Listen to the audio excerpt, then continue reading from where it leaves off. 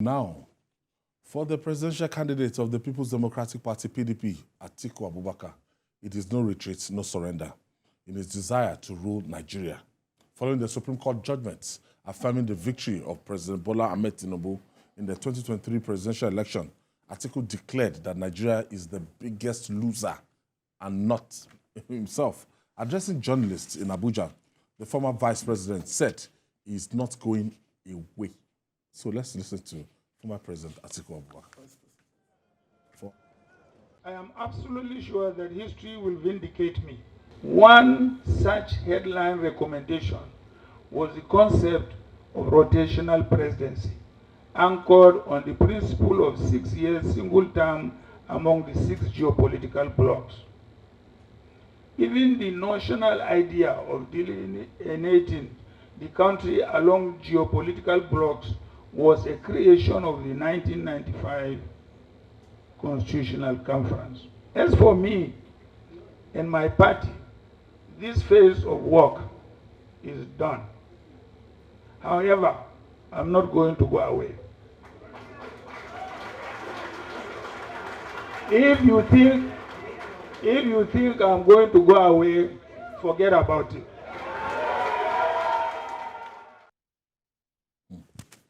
Wow.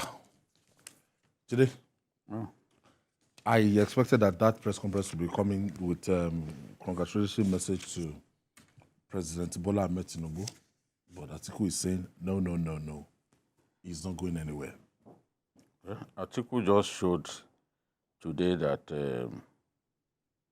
he's not a man who honors his word, because he promised to give up fighting Asiwaju once the Supreme Court gives Asiwaju Bola Tinubu victory.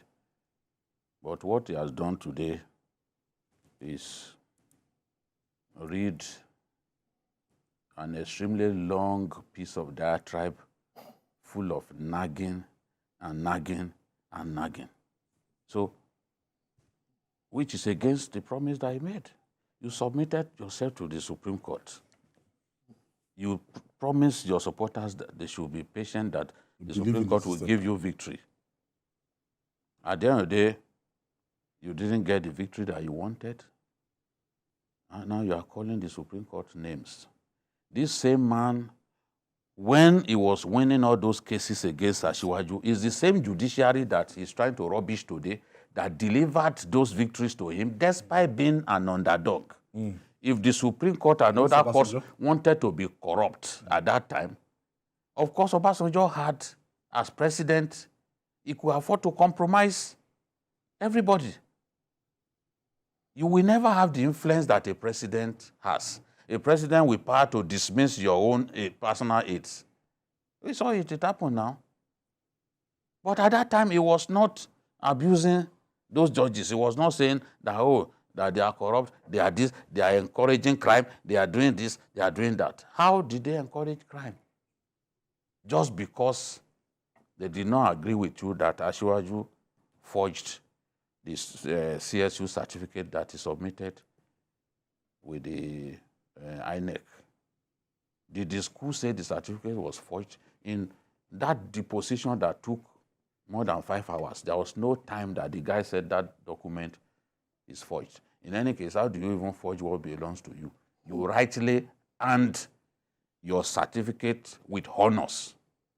It is people who do not have something that go to the extent of forging. You cannot achieve forgery without alteration.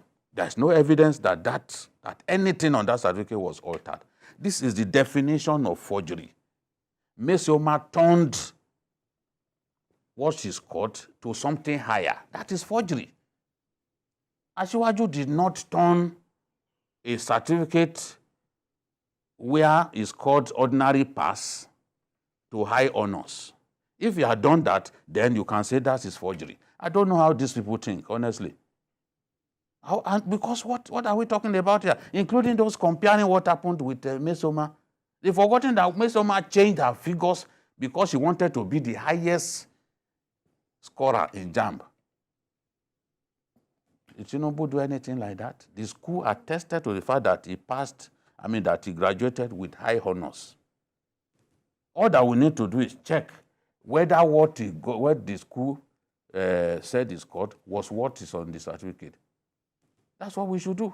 And the school said that we allow the third-party elements to print these things.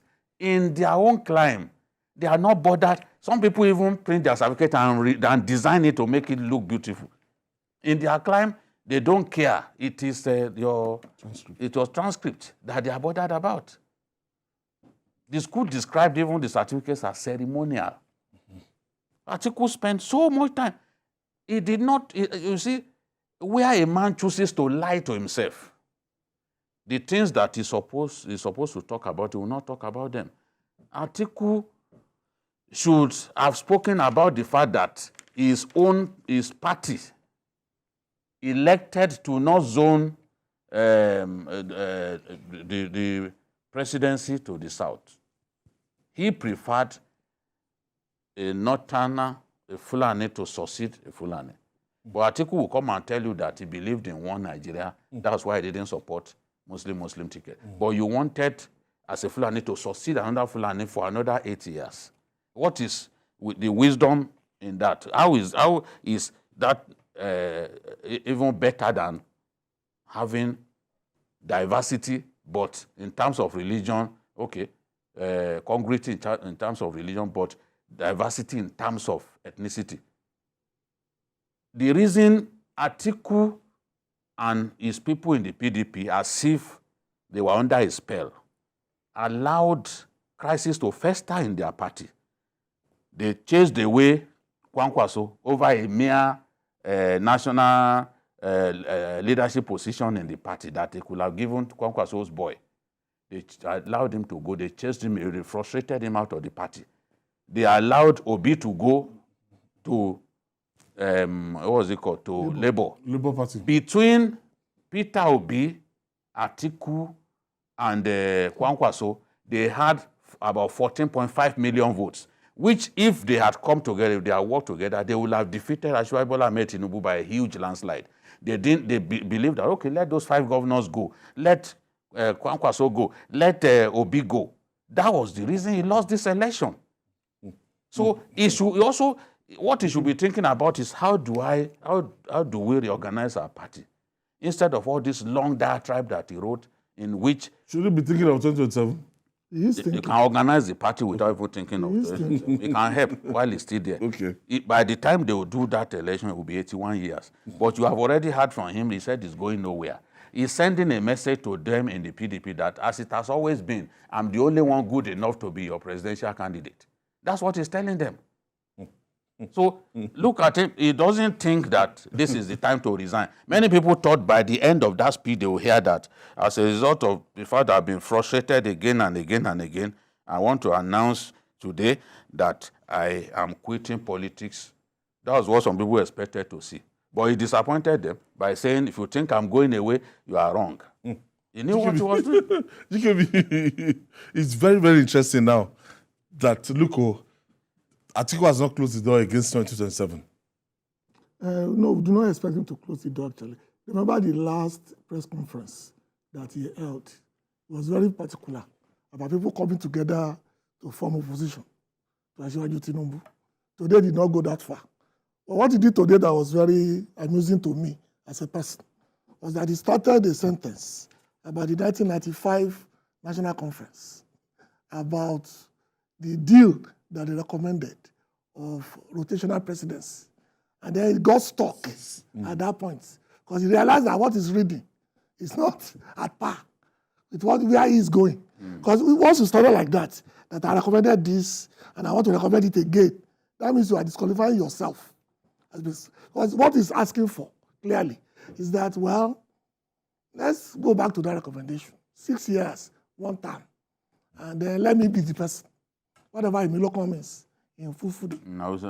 That's what he's asking for. So you know that this one is not only going anywhere.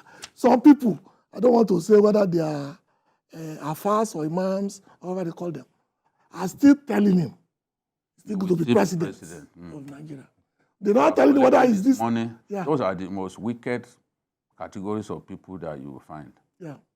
people will not tell you the truth to your face, but they continue to lie to you. People who in the Yoruba language will say, "Mo ṣe lọ mò ń wẹ̀ yẹn." You know, "Mo jó lọ kọ́nà." "Mo jó lọ mò ń wẹ̀ yẹn." How many joga? You see, they will tell you, you see, apá rẹ̀ ó kà mọ́ ṣe lọ. No, in the learning language. Mo ṣe lọ apá rẹ̀ ó kà. That's what they've been telling him, collecting his money in a very mindless manner. And you knew that he would not win. But you will tell him, you are going to win. You are the nicest politician around. Yeah. Nobody is better than you. He's already serving that notice to them. I'm going nowhere. So if you thought you will be 81 by the time of the next election, will be 81. The tragedy of the Atiku journey is the fact that everybody can see the tragedy. Donald Trump was 83. No, it was not 83. 73. That's different now. The gap is wide. Because Atiku is a man who has boasted for years of his total belief in the judiciary. Yeah. That he always, there was a, don't forget, during the campaign, that he never lost a court case. Okay. You know, there was a time they were saying that. Okay. Every time he goes to court, he will win. It's a lie. All right. I know, I said that's what they are saying. Don't forget. How about cases that he lost? Against Buhari? Against Buhari. So when you create anybody can lose a court. When you create an illusion, you start believing your own hype. That's the sign of sickness.